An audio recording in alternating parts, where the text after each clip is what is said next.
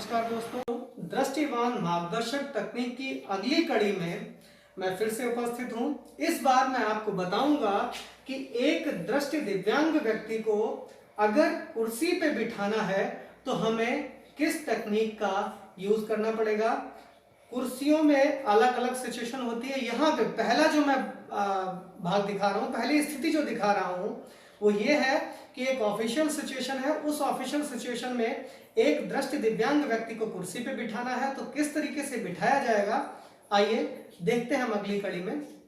हमारे साथ अंकित है, मैं दृष्टि दिव्यांग व्यक्ति हूं और मैं बाहर से आ रहा हूं अंकित के साथ में।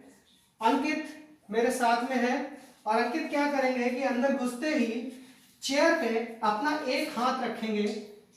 जो भी गाइडिंग हैंड है वो इन्होंने चेयर पे रखा।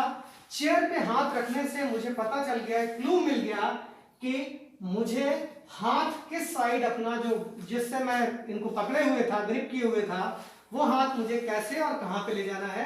तो मैं ड्रैग करता हुआ हाथ लाया और जो भी कुर्सी है उसके बैक पोर्शन पे रख दिया।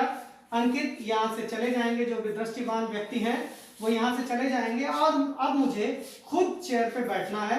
तो प्रिकॉशंस, सावधानी के लिए सबसे पहले दृष्टि दिव्यांग व्यक्ति अपना हाथ स्लाइड करते हुए जो भी है साइड में लाएगा। जो हैंड होते हैं चेयर के दोनों तरफ उन पे लाएगा और उन पे लाने के बाद में वो चेक करेगा कि कहीं सीट पे कुछ रखा तो नहीं है।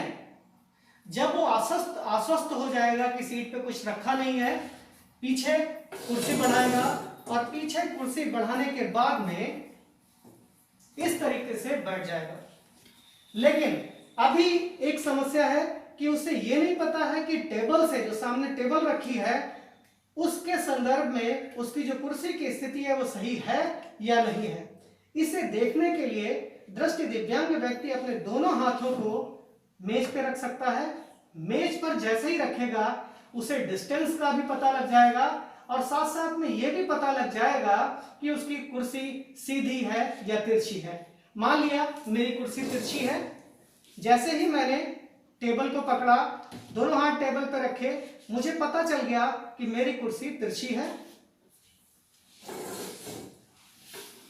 फिर से किया, हाथ रखा, अब पता चल गया कि मेरी कुर्सी जो टेबल है उसके परिप्रेक्ष्य में सही तरीके से रखी हुई है।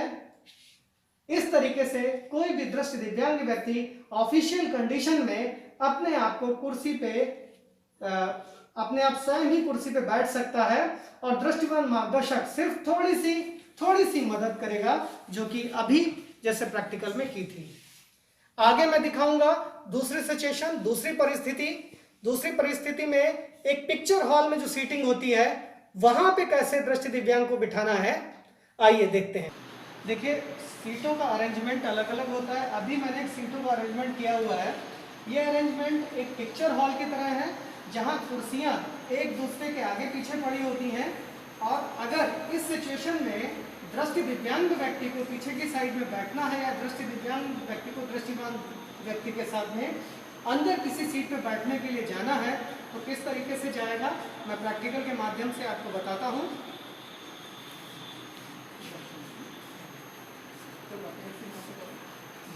देखिए, दृष्टिवान व्यक्ति ने कुर्सी की जो बैक साइड है उसको टच किया और जैसे ही टर्न किया मुझे पता चल गया कि ये टर्न हो गया है। मैं क्या करूँगा, मैं दूसरे हाथ से जो भी दृष्टिवान व्यक्ति है उसको टच कर लूँगा, पकड़ लूँगा और पकड़ने के बाद में मैं क्या करूँगा, जो भी दृष्टिवान व्यक्ति है वो धीरे धीरे एक दूसरे के साथ हम पैरेलल आगे जा रहे हैं और मेरा हाथ जो दृष्टिवान व्यक्ति है उसका हाथ कुर्सी के बैक साइड में नीचे की तरफ टच होगा, कुर्सी के ऊपर साइड में टच नहीं होगा।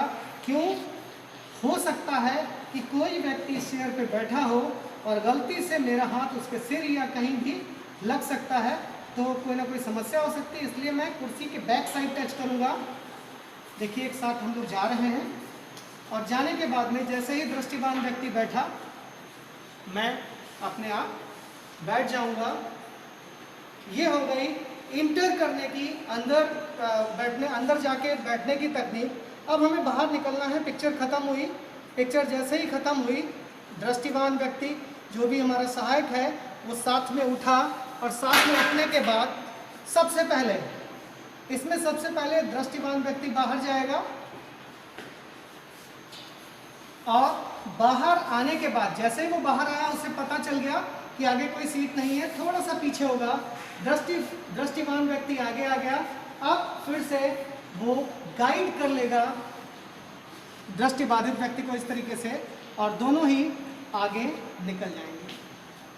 तो ये अलग अरेंजमेंट था जो कि एक पिक्चर हॉल का अरेंजमेंट था कि पिक्चर हॉल में किस तरीके से एक दिव्यांग व्यक्ति को गाइड करेगा दृष्टिवान व्यक्ति। अगले भाग में जो भी मैं बताऊंगा आपको कि पब्लिक ट्रांसपोर्ट का यूज़ दृष्टि दिव्यांग व्यक्ति दृष्टिवान व्यक्ति के साथ किस तरीके से करेगा। इस टेक्निक को हम यहीं पे समाप्त करते हैं, आगे फिर मिलेंगे। तब तक के लिए आप सभी को धन्यवाद।